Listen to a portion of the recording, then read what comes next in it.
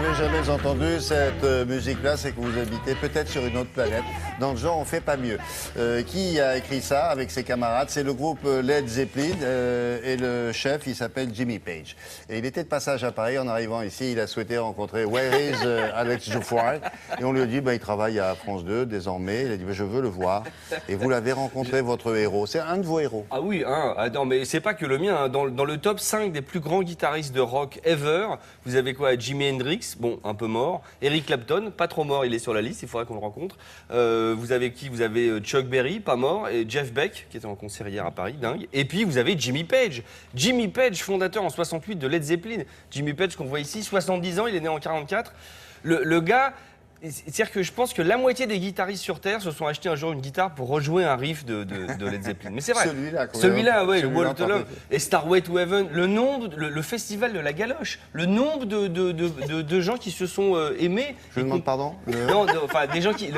des bisous sur la bouche, quoi, vous voyez le truc. Ah, les soupes de langue. Ouais. Oh, je crois que je préférais la galoche. Non, ça c'est vraiment... Ça c'est vraiment vilain. Non, c'est grossier, c'est limite grossier, ça.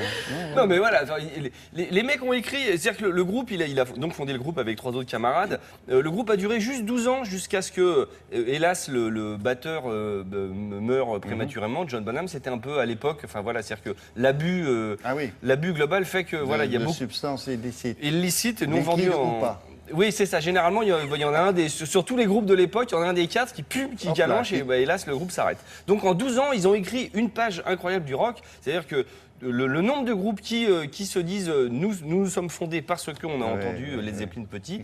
Et ce qui est dingue, c'est que encore maintenant, c'est 40 ans après, leur musique est utilisée en pub, des pubs de parfums, utilisées au cinéma, voilà. Pourquoi il s'appelait Led Zeppelin à l'époque? Alors Led Zeppelin parce que c'est un autre batteur d'un autre groupe qui un jour il cherchait un nom, il se dit il faudrait qu'on monte un nom de groupe, un truc qui monte hyper haut et qui prend feu et qui tombe.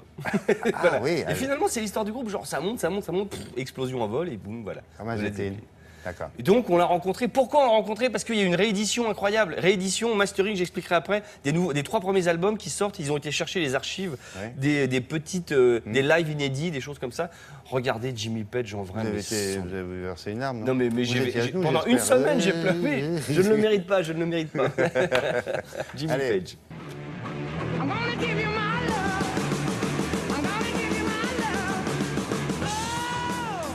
Alors? Bonjour. Quel plaisir, quel plaisir. C'est un plaisir pour moi. Vous étiez un musicien de studio pour d'autres artistes comme Burt Bacharach, Johnny Hallyday, Paul Naref. Paul Naref, Michel Polnareff. J'ai bossé dans les studios d'enregistrement pendant 2 ans et demi. Et j'avais une grande variété de styles de jeux de guitare qui remontaient à mon adolescence.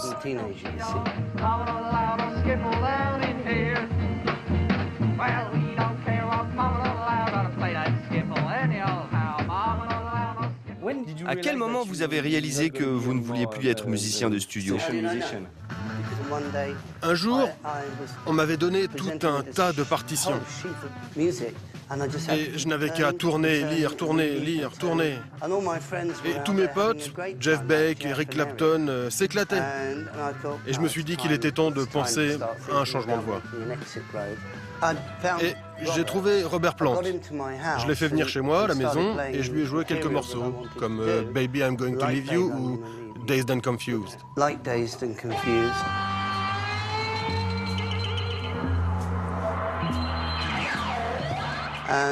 Et on en est arrivé à faire une répétition dans une pièce pas plus grande que celle-ci, avec John Bonham et John Paul Jones.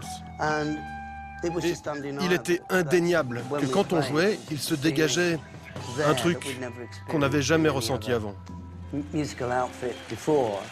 Alors on est allé en studio, l'album est sorti vers Noël, janvier, et on joue à San Francisco. En 5 mois, on est déjà aux États-Unis.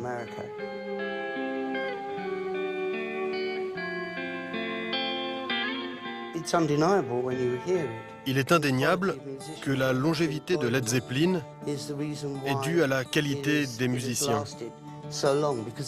Qualité individuelle, mais pas seulement. Aussi en tant que groupe. Et ça, c'est unique. It's pretty unique.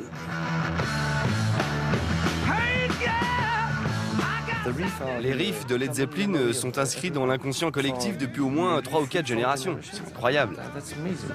Well, it goes to show that Ça montre le power, pouvoir d'un riff. if it's really good, it S'il est vraiment can bon, last forever, or il est even- éternel. Well, that's a great Et ça, c'est le grand héritage de Led Zeppelin. It's the fact that, Avec nos riffs, nous avons inspiré d'autres musiciens qui ont créé de nouvelles musiques. Merci beaucoup. It's a pleasure. C'était un plaisir. Cheers, thank you. Merci.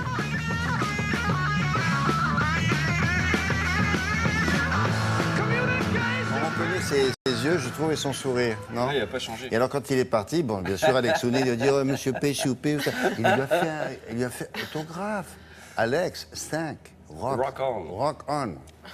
Ah, Comment on peut traduire ça, un riff, pour des gens qui ne s'intéressent pas au rock'n'roll? Un riff, c'est quoi? Un riff, c'est comme une signature musicale. Vous savez, le Wall Lotta Love, vous entendez ça? Voilà, C'est ACDC. une séquence musicale, voilà. C'est une suite d'accords. Oui, un Oui, petit gimmick, un gimmick, refrain, ouais.